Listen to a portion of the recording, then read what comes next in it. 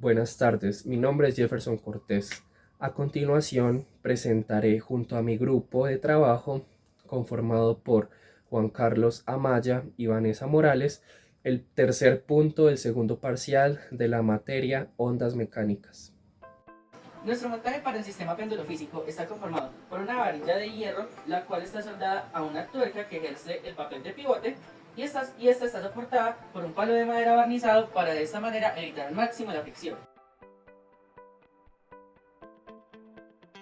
Bueno, adicional a los materiales, acá lo que hicimos fue limitar al máximo, restringir al máximo el movimiento que pueda tener el palo de madera. Entonces, ¿cómo lo hicimos? Colocamos una hoja de papel y le colocamos tiras de cinta adhesiva lo más tensas posibles para que el palo, cuando este péndulo simple oscile, esté lo más quieto posible, para que no se le añadan energías extras. Ahora desarrollaremos la parte experimental del péndulo físico. Eso lo haremos desplazando la varilla a un grado menor de 10.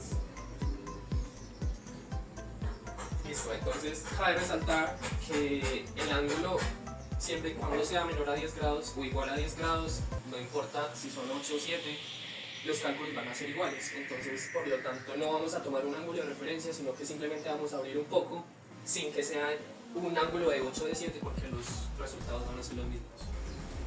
Ahora desplazaremos la varilla al ángulo y la soltaremos. 1, 2, 3. 2, 3, 4, 5. Listo. Entonces ahora, luego de haber contado 5 oscilaciones, anotamos ese número acá en la tabla de los datos registrados, para los datos registrados. Y entonces ese es el tiempo que se tarda el sistema en hacer 5 oscilaciones. Por tanto, para hacer 5 oscilaciones tardó 4.23 segundos. Y como ese fue el tiempo para 5 oscilaciones, dividimos ese tiempo entre 5 para saber cuánto va a ser el tiempo que tarde el sistema en hacer una oscilación. O en otras palabras, el periodo, el cual fue de este caso de 0.85 segundos. A raíz de la toma de las 5 mediciones, entonces hallamos el periodo promedio, que fue de 0.84 segundos en experimental, y el periodo teórico fue de 0.86 segundos.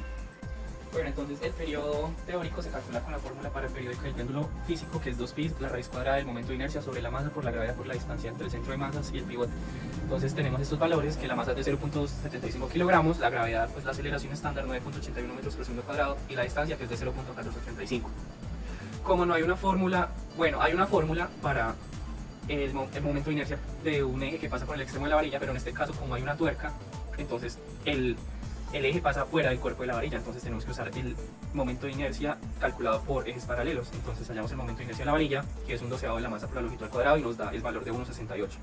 Luego le sumamos la masa por la distancia al cuadrado que hay entre el eje que pasa por el pivote y el centro de masas de la varilla, que es 5.66 kilogramos por metro cuadrado. Sumamos estos dos momentos de inercia para hallar el momento de inercia total, que es de 7.34 kilogramos por metro cuadrado. Luego reemplazamos todos estos valores en la fórmula del periodo y obtenemos un valor final de 0.8655 segundos. Entonces, ¿cómo sabemos si este cálculo teórico es correcto? Pues porque vemos que el valor de 0.8655 y de 0.84, que fue el valor experimental, se acercan mucho, y usando la fórmula de error relativo nos da un error relativo muy pequeño de un 95%. Bueno, entonces para culminar esta parte de péndulo físico, vamos a relacionar el periodo del sistema con unas variables del sistema, que son la masa y el momento de inercia. Entonces tenemos que la siguiente es la fórmula para calcular el periodo del sistema del péndulo físico. Entonces, si analizamos acá, el momento de inercia al estar arriba va a ser directamente proporcional con el periodo, y la masa al estar abajo va a ser inversamente proporcional al periodo. Es decir, al haber mayor momento de inercia va a haber mayor periodo, y al haber menor momento de inercia habrá un menor periodo.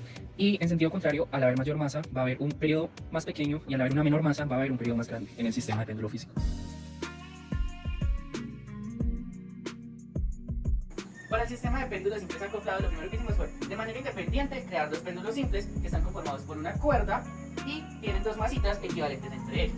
Para acoplarlos, entonces ponemos una cuerda entre ambos teniendo una tensión fija, y a partir de ahí entonces procederemos a ejecutar el desplazamiento de la botella y ver su funcionamiento. Quito una de la posición de equilibrio y la suelto para ver cómo se comporta.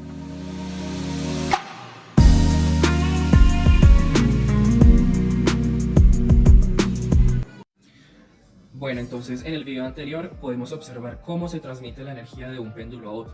En un primer momento desplazamos uno de los dos péndulos de su posición de equilibrio y cuando lo soltamos y este empieza a oscilar, vemos cómo poco a poco el péndulo simple que se encontraba en reposo empieza también a entrar en movimiento. Esto se debe a que ambos sistemas están conectados por un elemento, en este caso es una cuerda, y mediante vibraciones el péndulo que inicialmente se encontraba en movimiento empieza a transmitir su energía mediante esa cuerda al otro péndulo. Entonces, en primera instancia, el primer péndulo tenía una amplitud y a medida que esta amplitud va tendiendo a cero, el otro péndulo va ganando su mayor amplitud.